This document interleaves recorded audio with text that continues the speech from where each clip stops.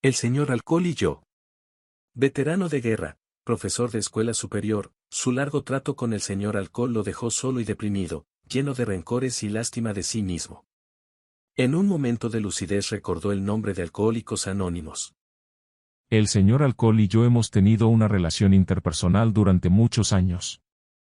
Me unía a la edad de 40 años y ahora llevo 40 años en la comunidad. La noche en que nací, según me contaron mis padres, se escuchaba una sinfonía de balazos y tiroteos procedentes de un enfrentamiento entre los traficantes de alcohol ilegal y las autoridades de la patrulla fronteriza. Esta era la época de la ley contra la elaboración, consumo y venta de bebidas alcohólicas en los Estados Unidos.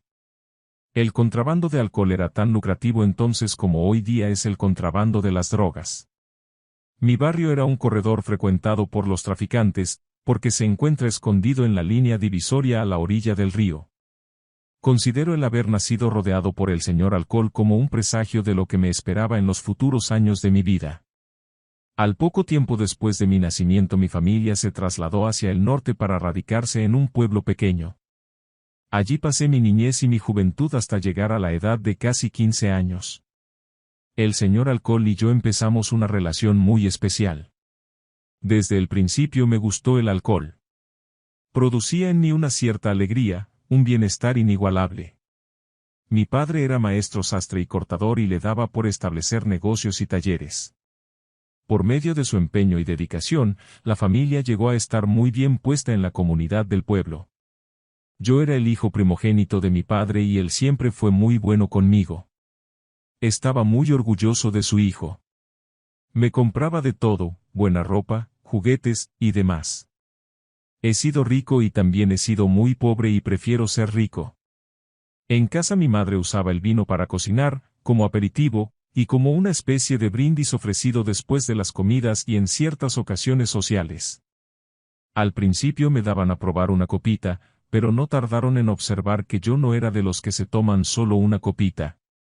Cuando yo tenía apenas 5 o 6 años de edad, mi padre y algunos de sus compañeros decidieron utilizar una receta especial para la elaboración de cerveza casera.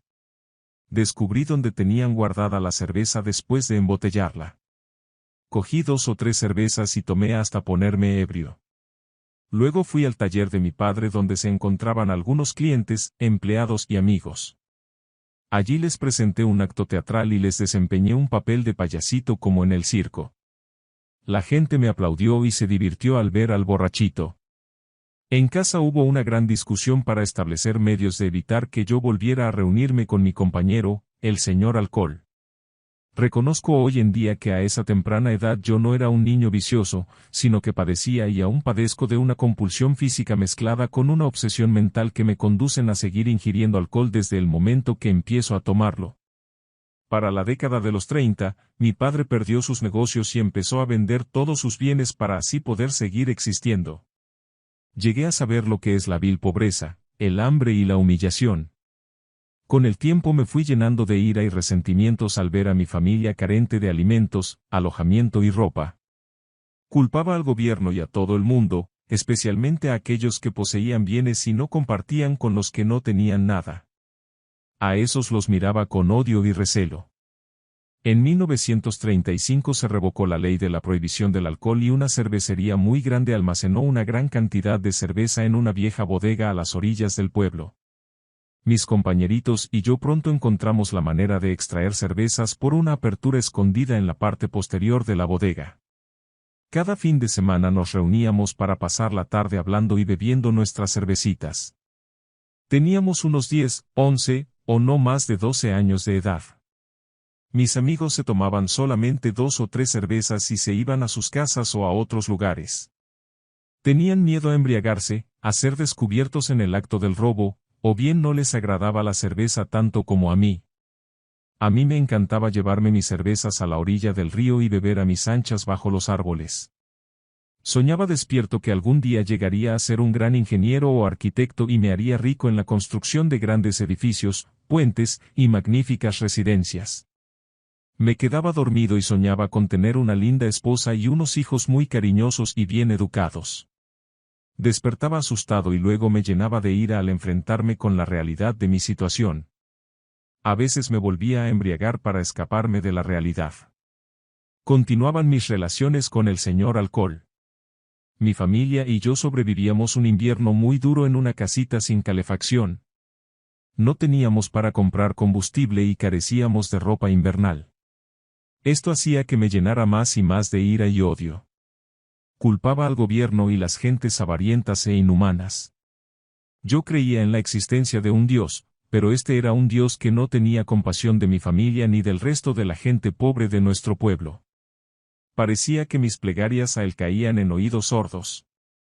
Era un Dios demasiado injusto con su gente. Era un Dios que moraba muy lejos, allá en los cielos alejado de nosotros. Mi padre no encontraba un trabajo fijo o duradero. Yo ganaba unos cuantos centavos vendiendo periódicos y como ayudante en las tiendas de abarrotes y panaderías. Me levantaba muy temprano y asistía sin falta a mis clases de primer año en la escuela superior. Estudiaba en cada momento posible y trataba de no retrasarme con mis tareas. Mi padre me aconsejaba que no dejara la escuela porque la educación adquirida nadie nos la puede arrancar. Me gustaba asistir a la iglesia, pero lo hacía como algo que se aprende de niño y que se convierte en una costumbre sin gran significado. Volví a mi pueblo natal a la edad de casi 15 años.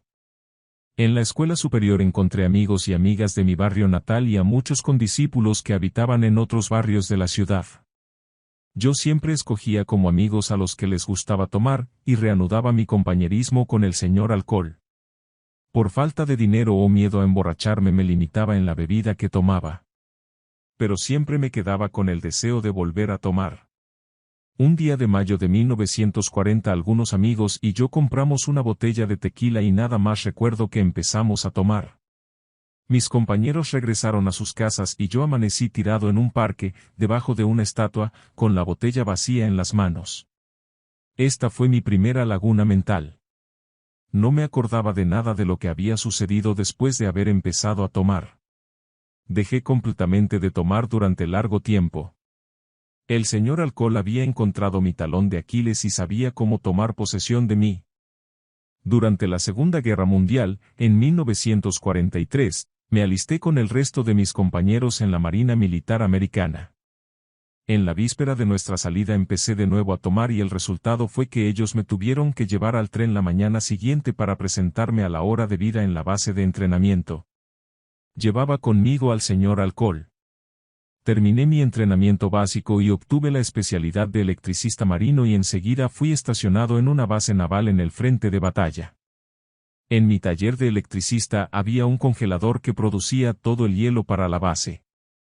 Allí llegaban marinos y soldados de todas partes a pedir hielo y siempre me dejaban unas cervezas de propina. El señor alcohol y la señora tentación me perseguían tenazmente. En una ocasión desperté a orillas de un pantano lleno de cocodrilos en una selva cercana sin saber cómo había llegado allí. Solo Dios sabe cómo sobreviví. Se dice que Dios cuida a los niños inocentes y a los borrachos. Yo ya no era ni un niño ni un inocente. Cuando terminó la guerra, destapé una botella de whisky que estaba guardando para la ocasión y la compartí con mis compañeros. Al día siguiente me dijeron que yo no sabía tomar whisky. Estas no eran palabras nuevas para mí. Me sentía avergonzado al ver que los demás me veían tan diferente.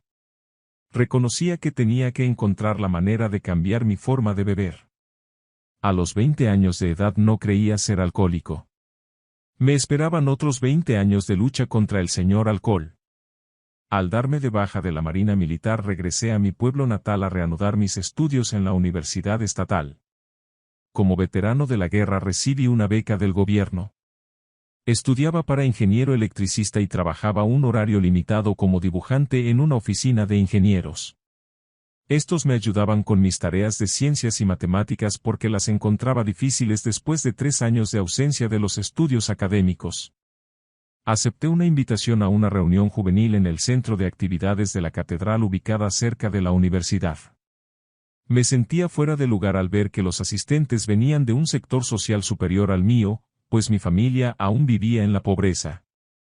De momento sentí como que alguien me miraba con intensidad. Al voltear la cabeza me di cuenta que una linda jovencita fijaba su mirada en mí. Ella se encontraba entre un grupo de jóvenes, un poco alejada de mí. Con un mayor esfuerzo me le acerqué y me atreví a presentarme y allí principiamos una conversación amistosa. No me imaginaba que este momento iniciaría una relación mutua que duraría toda una vida. Mis padres me aconsejaron que no me metiera en una relación que pudiera resultar en un matrimonio prematuro. Me recomendaron que me concentrara en mis estudios para capacitarme en una carrera que me proporcionara los medios económicos necesarios para aceptar la responsabilidad de un noviazgo serio. Me dediqué a mis estudios y a mi trabajo, con buenos resultados en el primer semestre. En el segundo semestre reanudé mi amistad con el señor Alcohol con el pretexto de que tomando comedidamente me animaba más en mis estudios. Esta falsedad me llevó al descuido de mis clases, faltas a mi trabajo, y a menudo terminaba en la cárcel por ebrio. Mis familiares pagaban las multas y me llevaban a mi casa, pero al fin dejaron de hacerlo. Mi situación se deterioró hasta llegar al punto en que me suspendieron la beca de la universidad por un año. Ya iba por mal camino. Tomé un descanso y me trasladé a otro lugar pensando que el cambio de ambiente me alejaría de mi compañero, el señor Alcohol. Algunos le llaman a esto la fuga geográfica. Encontré un buen empleo en una fábrica de motores y generadores eléctricos y el resultado fue que la tentación del alcohol me volvió de nuevo. Al fin de un año regresé a mi pueblo natal. Mi amiga fiel y yo habíamos mantenido correspondencia durante mi ausencia. Ella había terminado la escuela superior y se preparaba para matricularse en la universidad. Me animó a que regresara a la universidad. En las oficinas de veteranos me hicieron unas pruebas de aptitud escolar y me concedieron una beca para estudios de ciencias sociales en lugar de ciencias exactas. Con la ayuda de la joven que un día llegaría a ser mi novia y mi esposa, logré capacitarme como maestro de inglés al nivel de escuela superior. En 1950 conseguí un puesto en una escuela superior de la ciudad. No tardamos mucho en contraer matrimonio. Al año mi esposa me dio una hija y 2 años después nació nuestro primer hijo. Vivíamos muy felices, ella como ama de casa, y yo de maestro. Estuve abstemio durante ese tiempo. Enseguida empecé mis estudios para capacitarme como consejero orientador académico y vocacional. Empecé a tomar de nuevo y pronto me di cuenta de que yo era tomador de carrera larga, y una vez que empezaba a tomar continuaba haciéndolo hasta la embriaguez. Al descubrir esto me esforcé mucho por poder mantenerme abstemio hasta completar mi capacitación como consejero orientador. Entonces me encontré con otro problema, una lucha conmigo mismo, pues sufría de periodos de depresión, ansiedad y soledad. Me llenaba de ira y autoconmiseración en los momentos más inoportunos. Renegaba porque no me ascendían a un puesto mejor. Empecé a beber alcohol de nuevo y mi situación se empeoró hasta que llegó el día en que mi linda esposa ya no pudo aguantarme más y se fue a vivir con sus padres, llevándose a los hijos. Era el verano de 1965, durante mis vacaciones escolares. Yo seguí bebiendo. Empeoró mi situación cuando el director de la escuela me avisó que estaba a punto de perder mi empleo. Me llené de tristeza y pensé en el suicidio. El señor Alcohol ya no me ayudaba, al contrario, me había traicionado. En un momento de lucidez recordé una de las muchas veces que mi esposa me había pedido que buscara la ayuda de Alcohólicos Anónimos. Jamás le había hecho caso pero, al momento, hice la llamada que cambiaría el resto de mi vida. Me recomendaron que asistiera a una reunión en el noreste de la ciudad. Asistí a mi primera reunión de Alcohólicos Anónimos a principios de agosto de 1965 y, gracias a mi poder superior tal como yo lo concibo y la ayuda de un gran número de personas de la agrupación de Alcohólicos Anónimos, no me ha sido necesario volver a ingerir nada que contenga alcohol hasta la presente fecha. Llegué un poco tarde a la reunión pero allí encontré a un compañero de trabajo que me presentó al grupo. Les conté mi doloroso problema y ellos inmediatamente me hicieron sentirme en casa contándome un poco de sus historiales y urgiéndome a que siguiera asistiendo a las sesiones. Mi compañero, que ya llevaba más de un año en el programa, actuó como mi primer padrino. Asistimos a muchas reuniones consecutivas en varias áreas de la ciudad hasta asegurarnos de que no iba a comenzar a tomar de nuevo. Hablé con mi esposa y le conté que anhelaba algo en mi vida sin saber lo que era, pero estaba seguro de que por fin había encontrado lo que buscaba y que con este hallazgo había perdido el deseo de ingerir el alcohol. Me sentía liberado del señor alcohol y estaba seguro de que mi vida había cambiado. Esta vez no le pedí que volviera conmigo como lo había dicho tantas veces antes, pero ella y mis hijos volvieron de nuevo a mi lado. Al poco tiempo mi padrino y yo fuimos ascendidos a puestos administrativos del distrito escolar con aumentos de sueldo. Al mismo tiempo asistíamos a reuniones de alcohólicos anónimos en muchos lugares y en muchas ciudades. Me habían recomendado que iniciara un grupo de alcohólicos anónimos en español en nuestra ciudad y lo logré con la ayuda de un compañero que llevaba más tiempo que yo en el programa. De este grupo nacieron algunos otros grupos de habla hispana. Hoy en día existen muchos grupos en español en nuestra área. Mi esposa y la de mi compañero iniciaron los primeros grupos familiares de Al-Anon en español en esta ciudad y en las ciudades vecinas. Mi esposa falleció en 1995 después de darme 45 años de comprensión y cariño. Los últimos 30 años los gozamos felices en el amable ambiente que solamente se encuentra en la comunidad de Alcohólicos Anónimos y en los grupos familiares de Al-Anon. Sigo viviendo abstemio y contento, esforzándome por hacer un poquito más de progreso espiritual, un día a la vez. Si Dios quiere, nos encontraremos algún día caminando por el sendero de vida conocido como el camino del destino feliz. Ojalá que así sea.